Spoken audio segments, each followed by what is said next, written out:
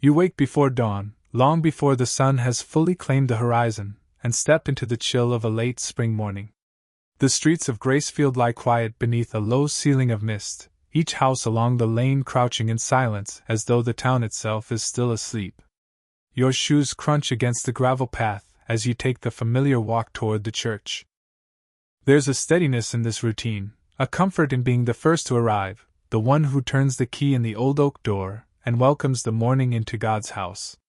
Gracefield is not much more than a collection of faded clapboard houses, a diner that still serves black coffee in heavy ceramic mugs, and a hardware store whose shelves have carried the same stock for decades. Life here is simple, predictable, and the church stands at its heart, a white steeple rising above peeling paint and collapsing porches, a constant marker in a place where little else feels permanent. When you reach the churchyard, the sight makes you pause. The grass is high again, bending in the faint morning wind. It's gone to seed in places, patches of brown where water has pooled from recent rain. You notice it the way you always do, with the faint disappointment of someone who cares. You know the congregation has given enough to afford a boy with a mower, or even to repair the old push one rusting in the shed. But the grass remains tall, untended, a quiet emblem of neglect. You fish the keys from your pocket and step to the heavy front doors. Their weight resists you, as if the building itself is reluctant to wake. The hinges groan, the sound scattering through the nave like startled birds. The smell greets you first, candle wax, old varnish, damp stone. It's a scent you've grown used to, comforting in its own way, though today something about it feels heavier, stale, as though the church has been holding its breath through the night. Inside, the darkness is soft, not menacing but close. You light the lamps along the aisle one by one, their glow spreading in small pools across worn pews and threadbare runners. Each flicker reveals more of what you already know, the paint around the stained glass windows peeling in strips, the ceiling marked with stains from the last heavy rain, the hymnals stacked crooked with their covers fraying. This place carries every scar of time, and yet it endures because people here believe it must. Your tasks are simple, the same each morning. Sweep the vestibule, check the altar, ready the hymnals. And always, look into the donation box to record what came in the day before. You kneel before the wooden chest, its brass latch dull with age, and lift the lid. The emptiness stares back at you. At the bottom, a handful of singles lie crumpled beside some loose coins, their edges catching the lamp's glow. You frown, trying to steady the memory of yesterday's service. The Jenkins family had dropped in a folded bill you swore was a 10. Old Mrs. Callahan, who lives on little more than her pension, had pressed a 20 into the slot with trembling fingers. And you remember at least half a dozen others, each reaching into wallets and purses, offering what little they had. There should be hundreds in here, not pocket change. You wait, crouched before the box, as though more bills might materialize if you stare long enough. But the air is still. The silence feels different now, weighted, expectant. You sense it pressing in from the pews, from the pulpit, from the tall walls that hold the echo of every prayer ever spoken here. The sound of footsteps breaks the stillness. You rise quickly, half guilty as if you've been caught in some trespass, and see Father Richard entering from the side door. His collar is starched white, his suit pressed. He is a man in his early 50s, his hair going silver at the temples in the sort of way that makes people call him distinguished. The townsfolk admire him, trust him. They look to him not just as a shepherd of faith but as a kind of moral compass. This morning, though, your eyes fix on something small, almost hidden. A watch. Not just any watch, but a gold one, gleaming beneath the sleeve of his jacket as he adjusts the cuff. You've never seen him wear it before. The polished metal catches the lamplight and throws it back at you in sharp glints. It's the sort of thing you'd expect on the wrist of a banker from the city, not a country preacher. He notices your glance and smiles, the easy smile he wears so often, the one that disarms questions before they form. His voice is soft, calm, rehearsed. "Charity, my child," he says, walking closer. "Every dollar we collect goes to those who need it more than we do. That's why the box looks light. It is not ours to hold, but to pass along." The words settle into the air like incense, soothing, believable. That's his gift. He makes everything sound noble, even inevitable. You nod politely, but your eyes stray to the sagging ceiling, to the grass outside that no one cuts, to the donation box where Mrs. Callahan's sacrifice should still be resting. The day stretches on in ordinary ways. Parishioners stop by, lighting candles, whispering prayers. You sweep, you polish, you arrange hymnals. Father Richard spends the afternoon in his study, the door closed, the faint click of typewriter keys drifting now and then. Life in Gracefield rolls forward, slow and predictable. But as the sun dips behind the trees and the streets fall quiet, you can't shake the image of that empty box, that shining watch, the neglected church that wears every scar of time like an open wound. By the time you walk home, the sky is bruised with purple dusk. The town is silent except for the distant bark of a dog. You step carefully along the gravel, clutching your jacket closer against the cool air. That is when you hear it, the low purr of an engine behind you. You turn, and there it is, a black Cadillac gliding down Main Street, its windows tinted, its chrome polished to a mirror shine. In Gracefield, cars like that do not belong.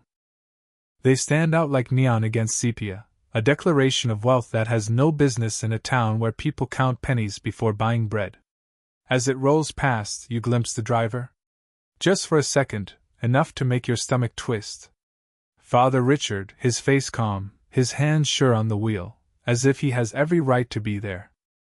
And then the Cadillac disappears into the night, leaving you standing in the gravel road with the uneasy knowledge that something in Gracefield is not what it seems. Friday nights in Gracefield carry their own rhythm. Shops on Main Street close early, the diner empties before 9, and by 10 the whole town seems to exhale into silence. Porch lights glow like quiet sentinels, dogs curl on steps, and only the cicadas keep watch, their chorus weaving through the humid air. It is the kind of stillness that small towns are made of, predictable, safe, unchanged. Or at least, that is what you used to believe. It starts as sound carried on the wind, faint at first, almost mistaken for the radio from some open window. But as you walk home that night, the noise grows clearer, laughter, high and careless, and the muffled thump of music. Not the old country records people here love, but something sharper, livelier, the kind of music you'd expect from a bar an hour outside town. The sound doesn't belong here, not in Gracefield, not on a Friday night when most are asleep by now. Curiosity tugs at you. You follow the faint glow bleeding from the trees at the edge of town, down the narrow lane that leads past abandoned barns and into the overgrown lots where few people go. The music grows louder, the laughter rising and falling, accompanied by the clink of glass and the hum of expensive engines idling. You stop before an old house, its paint peeled down to gray boards, windows patched with plywood, but tonight it is alive with light. Cars line the dirt drive, sleek shapes with polished chrome, foreign emblems glinting under porch lamps. You recognize none of the plates. You edge closer, staying in the shadows. Through a broken shutter you catch sight of the scene inside. The air is thick with smoke, not incense but cigar and cigarette, curling above heads like restless spirits. Women in glittering dresses sit on the arms of leather chairs, their laughter spilling like champagne over the din. Men in tailored suits raise glasses of whiskey, the amber liquid flashing under yellow bulbs. At the center of it all stands Father Richard. He is not in his collar. Tonight he wears a deep blue suit that fits him too perfectly to have been bought second-hand. A thick gold chain rests against his shirt, gleaming in the lamplight, and in his hand a crystal glass sloshes with dark liquor. He throws back his head when he laughs, and the sound is nothing like the measured, solemn tone he uses in the pulpit. It is louder, bolder, reckless. He moves among them as though he belongs, as though he has always belonged. You stay frozen at the window, caught between disbelief and dread. Just this morning he preached about humility, about rejecting the temptations of wealth, about sacrifice. And now he lifts his glass in a toast, the light catching on his wrist where that gold watch gleams again, brighter than ever. A sudden voice jolts you. You lost? You turn sharply. A man leans against a car in the drive, the glowing end of his cigarette painting his face in brief flashes. He is older, dressed sharp, with eyes that narrow as he studies you. For a moment your breath catches, but before he presses further, someone inside calls his name. He flicks the cigarette away and disappears back into the house. Heart pounding, you retreat into the darkness, the laughter and music chasing you down the lane until it fades into the distance. The next morning, Gracefield looks the same. Children ride their bikes past the diner, the sheriff tips his hat outside the post office, and people file into church as though nothing unusual exists in this world.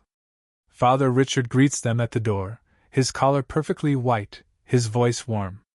The chain is gone, the suit replaced with plain black, his hands folded as though they'd never held a glass of liquor in their life. He takes the pulpit and begins the sermon. His voice is calm, steady, wrapping the congregation in comfort. Temptation is all around us, he says, and it waits for those who are weak. But we are called to resist, to remain pure. You sit in the pews, your throat dry, your eyes fixed on him. Does no one else see it? The glow in his skin, the way his watch glints when he gestures, the faint trace of cologne still lingering in the air?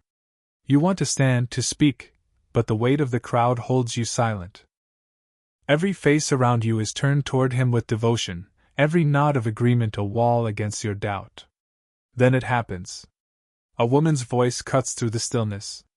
From the back pew, old Mrs. Dalton, who has never raised her voice in church, suddenly shouts, "And what about the watch on your wrist, Father?" The room falls into stunned silence. Dozens of heads turn, eyes darting between her and the pulpit. Father Richard's hand freezes mid-gesture. For a heartbeat, the world hangs still, the question echoing against the stone walls. And then, slowly, he smiles. Friday returns, and with it the same silence that blankets Gracefield each week. Shops close early, the diner's neon flickers off by 9, and porch lights glow like watchful eyes as the town settles into its nightly hush. For most, this rhythm is comfort.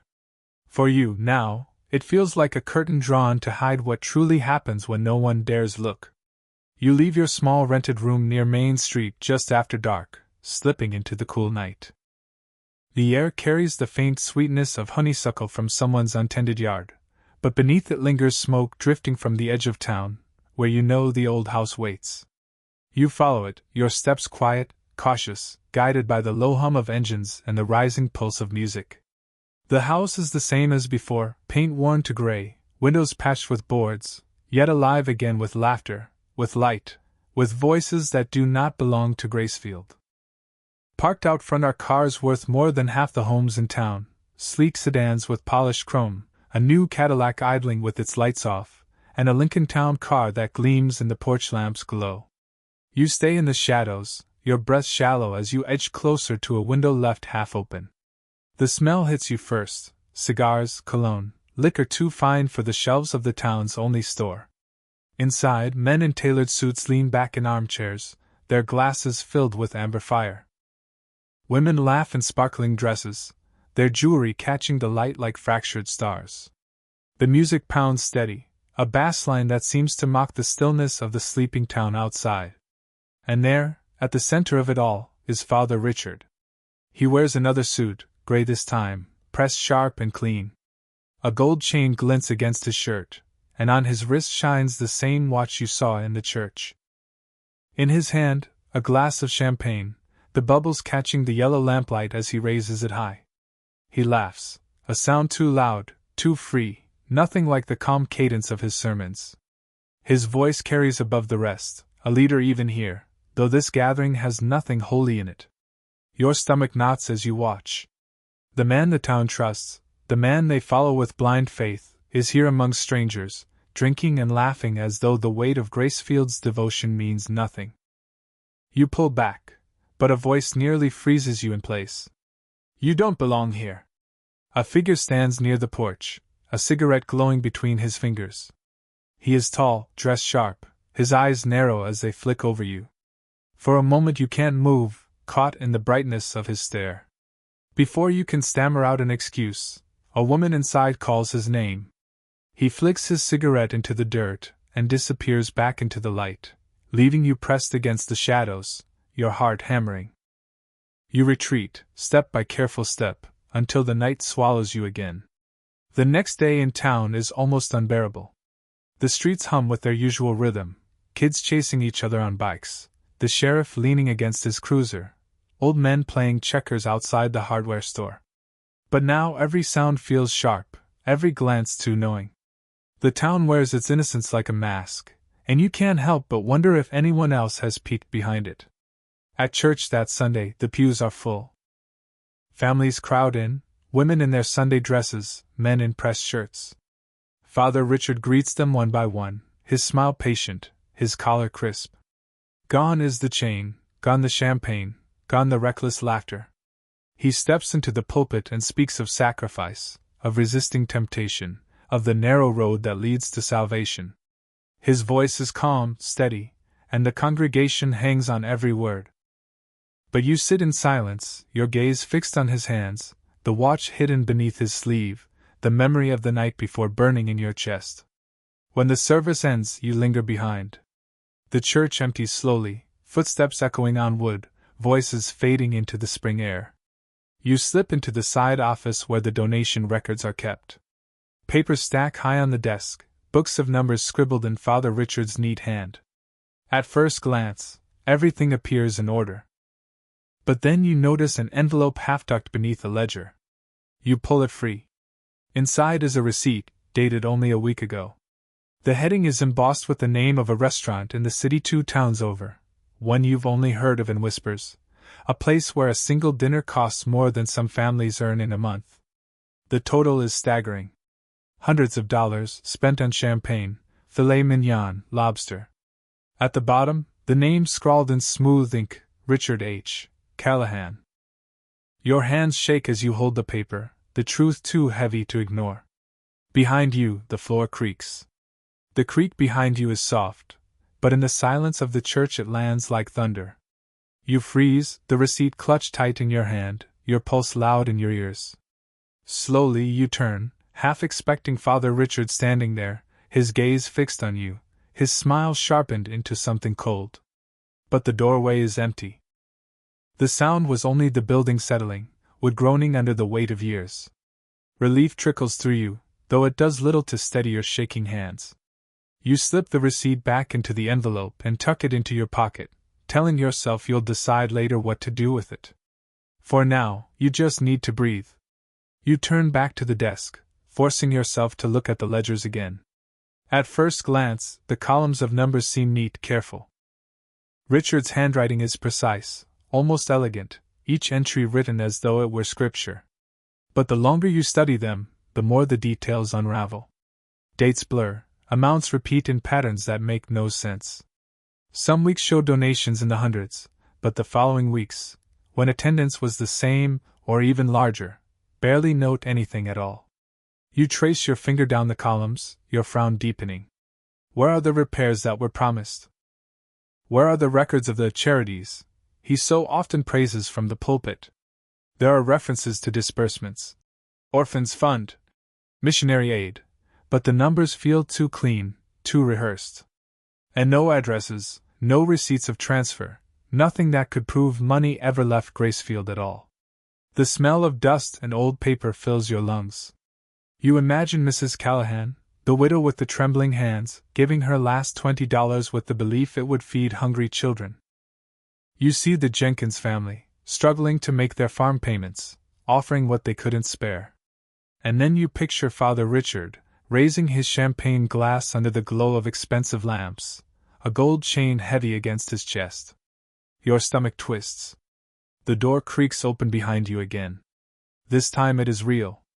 Late night, isn't it? You spin, hard hammering, and see James Porter, one of the older altar boys, leaning on the frame with a nervous grin.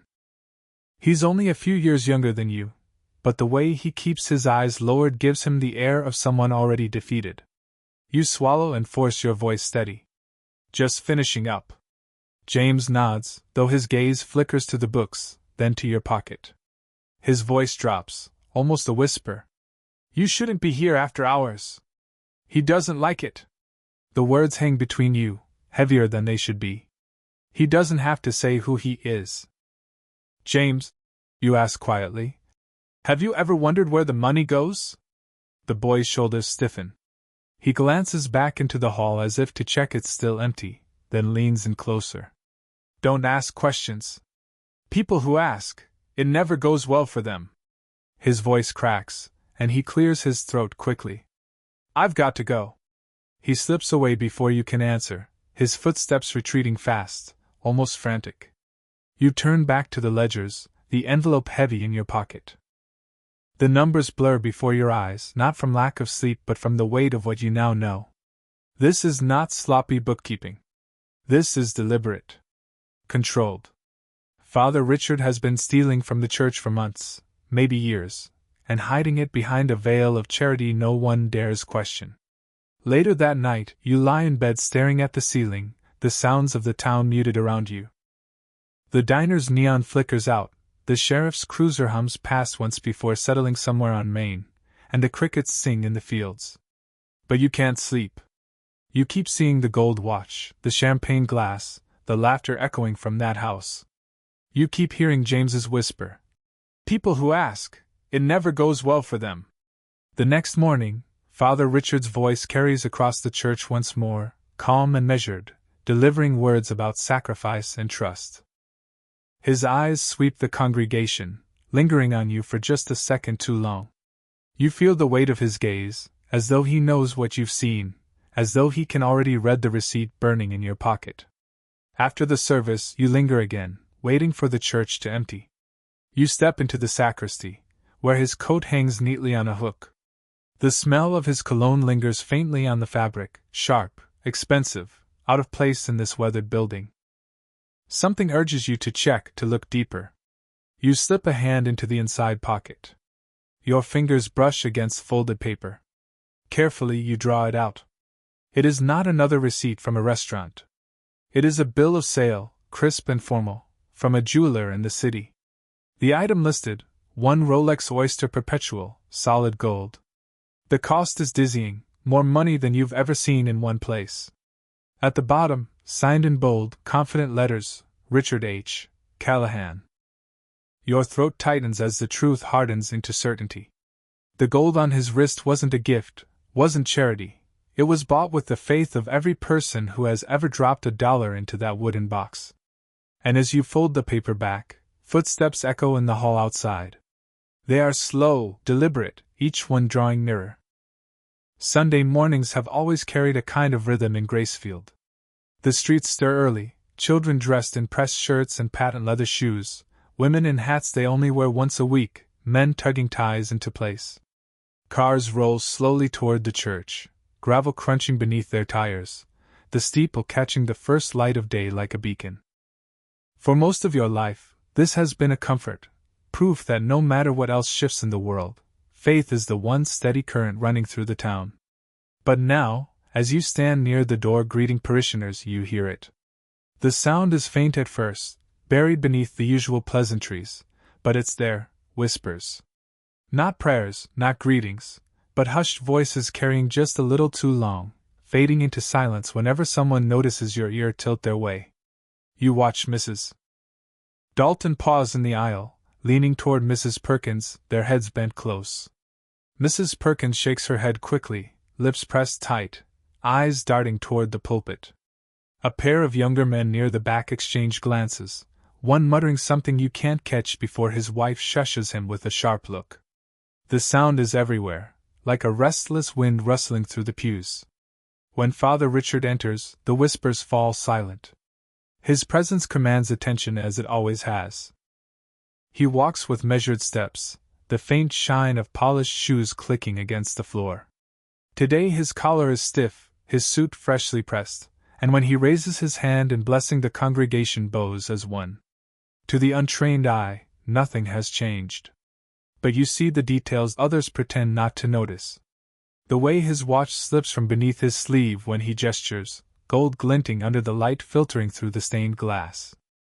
The way his gaze lingers a little too long on the faces in the front row, as though daring them to speak their doubts aloud. His sermon begins, the words rolling over the crowd like a tide. We are tested, each and every one of us. The world will tempt us with riches, with false promises, with envy. But only through faith do we remain pure. His voice is calm, commanding, threaded with that soothing rhythm that has lulled this town for years. But you can feel the tension in the air. Every mention of temptation sounds sharper now, every warning against envy feels directed. You watch people shift in their seats, their eyes downcast, their hands fidgeting with hymnals. Some nod along, eager to believe, to hold to the image of the man they've trusted for decades. Others avoid his gaze, their doubt heavy and unspoken. After the service, as people file out, the whispers grow bolder. Near the door you catch fragments. New car in his drive. Said she saw him in the city last Friday. Gold chain, thick as a man's thumb. You glance toward Richard. He stands at the door, shaking hands, smiling with practiced warmth, thanking each person by name. But his eyes flick now and then, quick and sharp, scanning the faces as if measuring who still believes and who might already be lost. That evening you walk home through the cooling air. The town feels different now, as though the buildings themselves are listening. Lights glow in windows, but voices drift through screens and doors, lower than usual, cautious. You sense it everywhere. Gracefield is beginning to doubt, though no one will say it aloud. Not yet.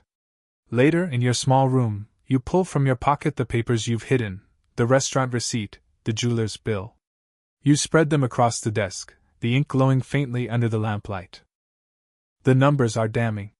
Together, they could shatter the illusion of holiness Father Richard has built brick by brick over decades. And yet you hesitate. Who would believe you? Who would dare stand against him? The next morning, you return to the church early.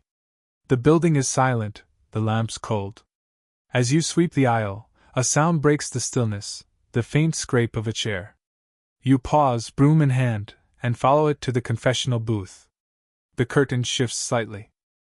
Cautiously, you push it back. Inside, resting on the bench, lies a cassette tape. No label, just a faint shine of plastic in the dim light. You pick it up, confused, and slip it into your pocket. Hours later, alone in your room, you slide the tape into your player. The hiss of static fills the air, followed by muffled voices, laughter, clinking glasses, the low thump of music. And then, unmistakably, Father Richard's voice rises above it all, laughing loudly, shouting a toast. Your chest tightens as you listen, your worst fears confirmed on tape. Someone knew. Someone left this for you to find.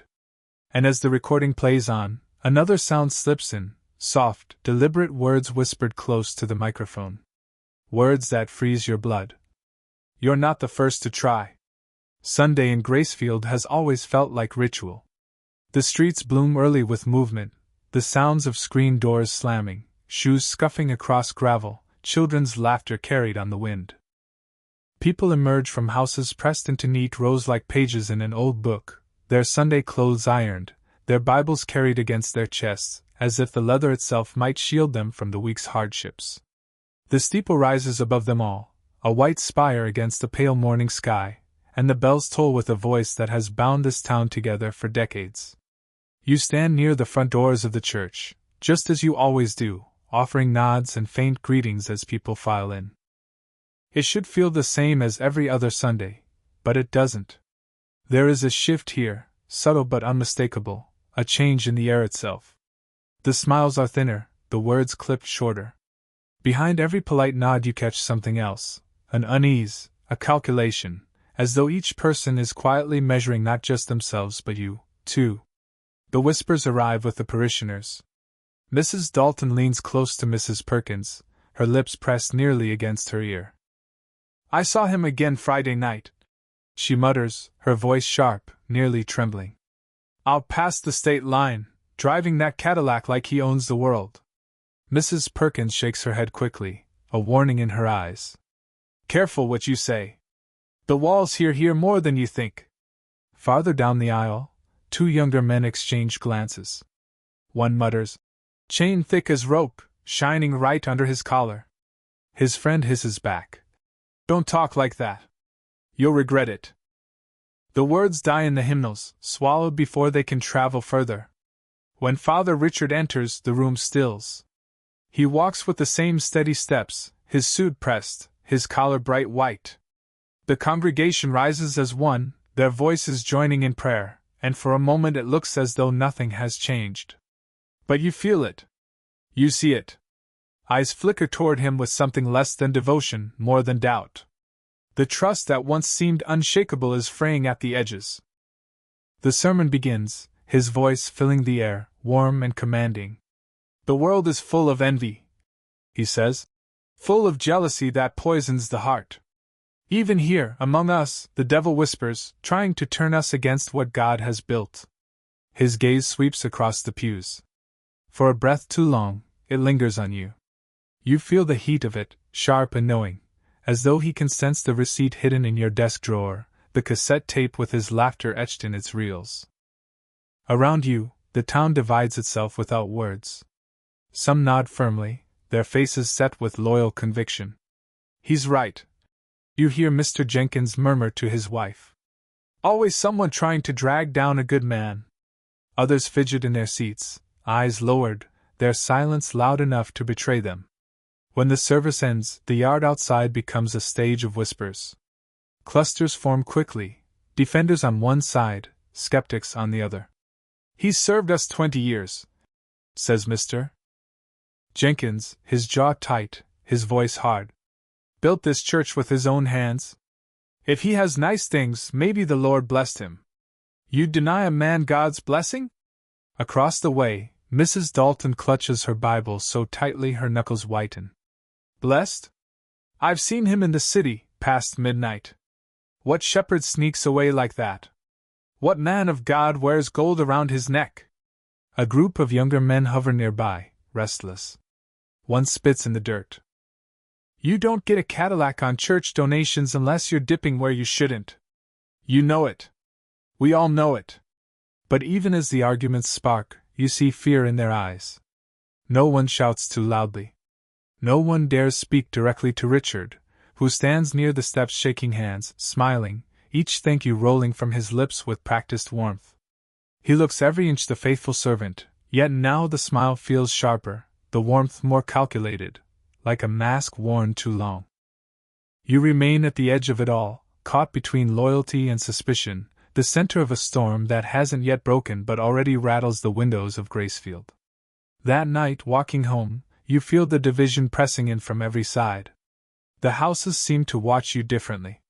Curtains twitch back as you pass, shadows move behind screens. Porch lights click on where they didn't used to, as though marking your progress down the street.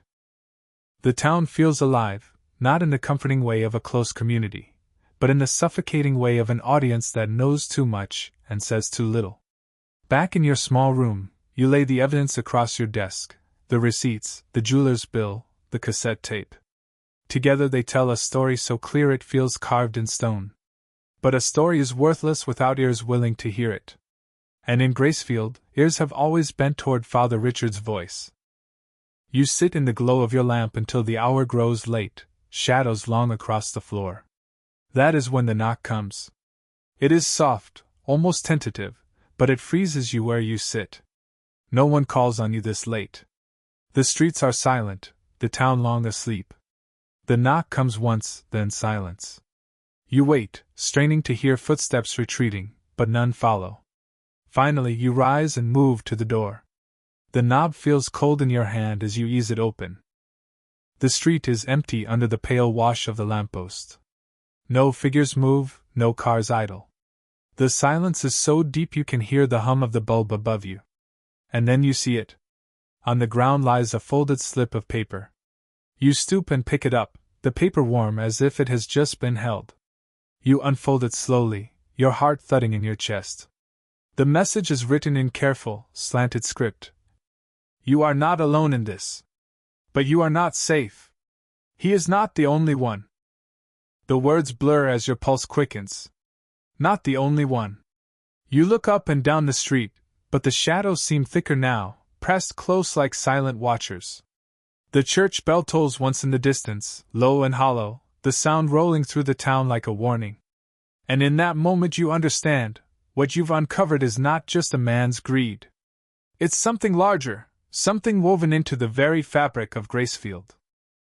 The note does not leave your mind. You carry it folded in your pocket like a splinter under the skin, aware of it every time you move. The words ring in your head long after you've tucked yourself beneath the thin blanket in your rented room.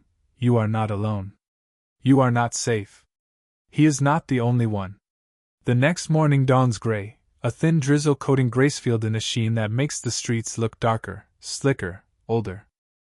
Porch steps glisten with rain, mailboxes lean under the weight of water. The town moves slowly, wrapped in coats and umbrellas, but their voices carry. You catch pieces as you pass, the sheriff talking low with Mr. Jenkins outside the diner, Mrs. Perkins whispering with her sister on the corner.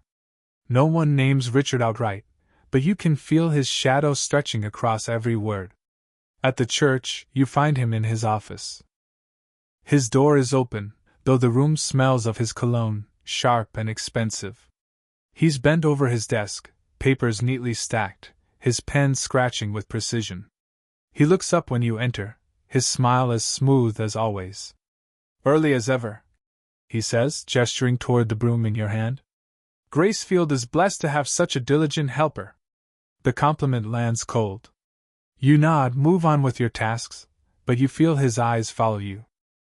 That evening, when you pass by again, the office light is still burning. Through the glass you see him holding the phone to his ear, speaking in a tone too low for you to catch, but his free hand gestures sharply, unlike the calm man everyone else knows. You turn away before he can notice. By Thursday, the town's mood has shifted further. Some cling to Richard's side fiercely, louder now in their defense. "It's envy," Mr. Jenkins says to anyone who will listen at the hardware store. "Plain envy. People can't stand to see a man blessed." Others grow quieter, their conversations breaking off when you enter a room. A boy at the diner counter whispers to his friend that he saw Richard near the old mill road past midnight, and when he notices you listening, his face pales and he drops his gaze. The note burns in your pocket, urging you to dig deeper. And so you go where few in Gracefield bother to look, the library. The building is small, musty, its shelves lined with books whose spines have long since cracked. Mrs. Holland, the librarian, greets you with her usual nod, her glasses slipping down her nose. You ask for old newspaper archives, and she raises an eyebrow. "Not many bother with those," she says, but she leads you down to the basement anyway, where the scent of dust and damp paper thickens. You sit at the microfilm machine, the hum of its bulb filling the silence. One reel after another spins, headlines flashing by. At first it's all the ordinary rhythms of small-town life, harvest fairs, high school football victories, obituaries written with the same phrases over and over. But then something catches your eye. August 1978. Church treasurer found dead in apparent accident. You lean closer, reading the small print. A man named Harold Simmons, who handled church finances before Richard took on the role, had been found drowned in the river. Officially ruled an accident, though no one saw him fall. The article mentions irregularities in the books, but the details are vague. You turn the reel further. Another piece, from 1982, local family leaves Gracefield after dispute with church. The article is short, almost evasive, but it notes that the family accused the leadership of impropriety with funds. They left town quietly, no further details reported. Then 1985, young volunteer missing after evening service. A 17-year-old boy, last seen locking up the church, never came home. The article is brief, careful, noting that police found no foul play. His name was David Carlson. You sit back, staring at the page, your pulse heavy. 3 separate incidents, all tied to the church, all neatly buried in the archive of a town that never questions too deeply. You pull the note from your pocket again. He is not the only one. Suddenly the words feel heavier, more dangerous. The rain hasn't stopped by the time you leave the library. The streets glisten under the flickering lamps, the air thick with damp earth and gasoline from passing trucks. As you walk, you feel watched. A curtain shifts here, A door closes there. Footsteps echo faintly behind you, though no one is in sight. By the time you reach your room, your shirt clings with rain and sweat. Inside, you spread the articles across your desk, beside the receipts, the jeweler's bill, the cassette tape. Together, they form a map of something larger than you imagined. This isn't just Richard's greed, it's a pattern, a sickness threaded through Gracefield for years. You don't hear the footsteps at first. Only when the floorboard creaks just outside your door do you jolt upright. The knock doesn't come. Instead, a slip of paper slides under the door, pale against the wooden floorboards. Your breath catches as you unfold it. The handwriting is the same as before. If you want the truth, go to the bell tower at midnight. The church bell tolls once in the distance, low and mournful, as though answering the note itself. Midnight in Gracefield is a silence unlike any other.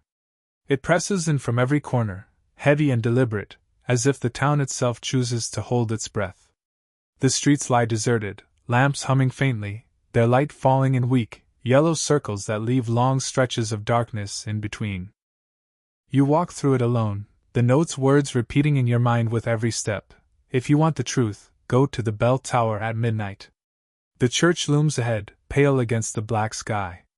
Its steeple juts like a finger pointing upward, and the bell within it is still, a dark silhouette against the moon. You hesitate at the gate, your hand brushing the cool iron, your heart pounding with the knowledge that someone invited you here, and someone else may be waiting. Inside, the nave is darker than usual. No lamps burn, only the faint light of the moon through stained glass, painting fractured colors across the floor. The silence is complete, except for the faint creak of the boards beneath your feet. You move toward the bell tower, each step sounding too loud in the still air, every shadow stretching long, as though alive. The stairwell smells of dust and old stone. You climb carefully, the wood groaning under your weight, the spiral narrowing as it rises. At the top, you push open the small door and step into the chamber. The bell hangs above you, massive and silent, a hulking weight that has marked time for Gracefield longer than most of its people have lived. The air is cold here, carrying a faint metallic tang. At first, you think you are alone. Then you notice the envelope, propped against the wooden beam near the rope. You kneel, your fingers trembling as you pick it up. Inside are photographs, black and white, slightly blurred as though taken in haste. The first shows Father Richard at a table, a glass raised in his hand, laughter on his face. The second, him stepping into the black Cadillac, his watch gleaming under the streetlight. The third is different. It shows him shaking hands with another man, older, in a dark suit, the two of them standing in front of a church you do not recognize. Beneath it, written in neat block letters, August 1978. Your stomach twists. That was the year Harold Simmons drowned, the treasurer who questioned the books. You shuffle the photos, and one slips free. It shows the missing boy, David Carlson, the volunteer who vanished in 1985, standing near the same Cadillac. His face is uncertain, his body angled as if caught mid-turn. Your chest tightens. He looks younger than you remembered, almost fragile, and then you remember, no one ever found him. The sound that follows nearly sends you stumbling. Footsteps on the stairs, slow, deliberate, climbing toward you. You tuck the photographs back into the envelope, your pulse racing, and glance around the chamber. There is nowhere to hide, only beams and the great shadow of the bell above. The footsteps grow louder, closer, each creak echoing. The door pushes open, and Father Richard steps into the room. His face is calm, almost serene, but his eyes glint with something colder than you've ever seen from the pulpit. He closes the door behind him and lets the silence stretch before he speaks. "You shouldn't be here," he says softly, his voice almost swallowed by the vast chamber. "The tower is not for the curious." You force yourself to stand tall, the envelope hidden behind your back. "Then why invite me?" His lips curve into a faint smile. "Perhaps because I wanted to see how far you'd go. Perhaps because I wanted to know if you were foolish enough to climb these stairs." He takes a step closer, his shoes ringing against the wood. "You've been busy. Looking where you shouldn't. asking questions no one else dares ask. The air feels thinner, the room smaller. The bell looms above, silent but heavy, as though it too is listening. I've seen you. Richard continues, his voice calm, almost kind. Late nights in the office, pages turned that were not yours to read. You think you've uncovered something. But all you've uncovered is your own weakness. You grip the envelope tighter, your mind racing. Should you show him the photographs? Should you confront him outright? The silence between you is taut, every second drawn like a blade. Richard takes another step closer. The light catches on his wrist, the Rolex, unmistakable, and on the chain beneath his collar. He lowers his voice, almost a whisper now. There are things in this town older than you. Stronger than you. Men who built Gracefield with their hands and their blood. Do you think you alone can tear that down? He leans in, his eyes fixed on yours. Be careful. The last boy who tried never left this tower. The words freeze you. David Carlson. The missing volunteer. The photo in the envelope. Richard straightens, his smile returning, calm and practiced. He turns toward the door, his hand resting briefly on the wooden beam. Go home, he says over his shoulder. Pray. And forget whatever nonsense you've filled your head with. Otherwise. He doesn't finish the sentence. He doesn't need to. The door closes behind him, the sound echoing through the chamber. You stand beneath the silent bell, the envelope in your hand, your heart pounding with the weight of what you now know. This is not just theft. This is something darker, woven deep into Gracefield's bones. And you are already in too far to turn back. Sunday mornings in Gracefield have always been the same, a rhythm so familiar it feels carved into the bones of the town. You hear it before you even step outside, screen doors slamming shut, the shuffle of polished shoes across gravel, voices low and measured as families make their way toward the steeple that dominates the skyline. On any other week, this rhythm would soothe you, the steady heartbeat of a place that never changes. But this morning it grates against you. Every footstep, every creak of a wagon wheel, every cough in the cool air feels weighted with something unsaid. The streets are busier than usual. Not with laughter, not with joy, but with the stiff posture of people walking towards something they cannot ignore. A mother hurries her children along, her eyes darting across porches as though checking who else is watching. Two men in pressed shirts walk side by side, their voices hushed, their hands tucked into pockets, the lines of their jaws set hard. You catch fragments as you pass. Don't believe half of it. Cadillac's real enough, isn't it? Just don't get involved. Not worth it. When they notice you, their words stop.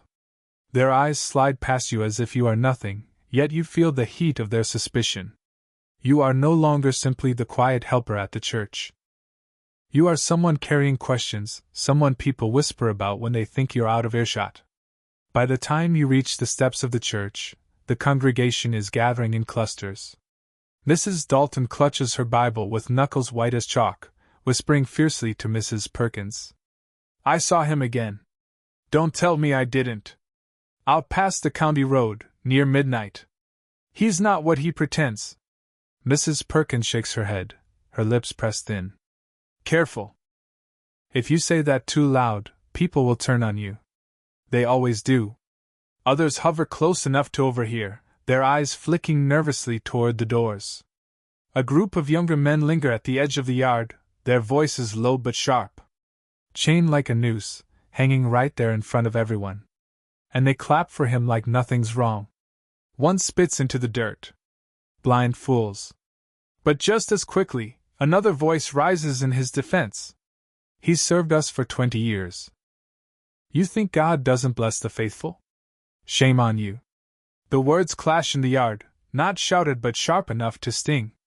You feel the divide like a crack running through the town, widening with every whispered accusation, every quick denial. You slip inside before the argument can grow, the air in the church cooler, heavier. The nave fills slowly, pew by pew, until the hum of voices blends into a restless murmur. You take your place near the front, though your chest tightens with every step. The envelope in your pocket feels like it weighs 100 pounds, its edges digging into your thigh, reminding you of what you carry. Proof. Evidence. A weapon or a curse.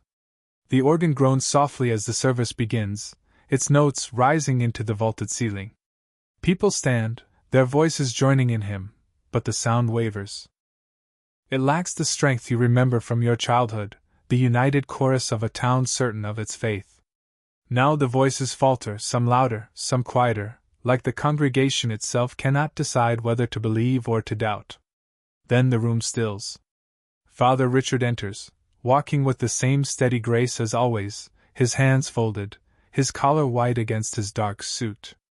He looks every inch the shepherd of Gracefield, calm, assured, unshaken. He mounts the pulpit slowly, pausing to let the silence deepen, and then he begins to speak. Temptation, he says, his voice strong, warm, measured. It lurks among us, patient and cunning. It whispers in our ears, sowing envy and discord, urging us to turn against one another. And sometimes, my friends, it takes root in one of our own.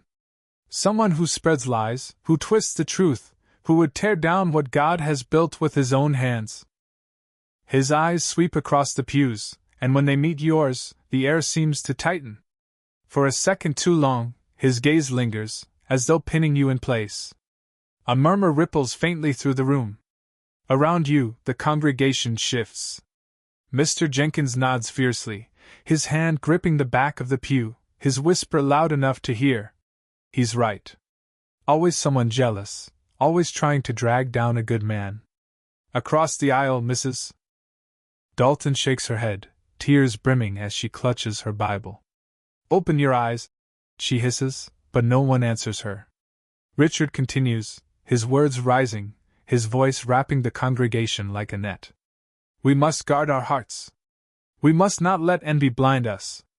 Those who accuse without proof, those who let doubt consume them, they are the true danger. They are the wolves in sheep's clothing. Your throat is dry. His sermon is no longer about faith. It is about you. He doesn't need to name you. The congregation already knows. You feel the weight of their stares, some sharp with suspicion, others soft with pity. You grip the pew in front of you, your hands trembling. The envelope digs harder into your pocket. Inside, the photographs whisper their truth. Richard at the party, Richard stepping into the Cadillac, Richard shaking hands with the man tied to the old treasurer's death. And the boy, David Carlson, caught forever on film before vanishing into nothing. Your breath quickens. You hear again the laughter from the cassette, the clinking of glasses, Richard's voice raised in a toast. And then the whisper that followed, you're not the first to try. Your chest tightens until you can no longer stay seated. Slowly you rise. The pew creaks beneath you, the sound sharp in the silence. Dozens of heads turn, eyes wide, whispers breaking across the room. Richard's voice falters mid-sentence, his gaze locking on you. For the first time, his composure flickers. You step into the aisle, the envelope clenched in your fist.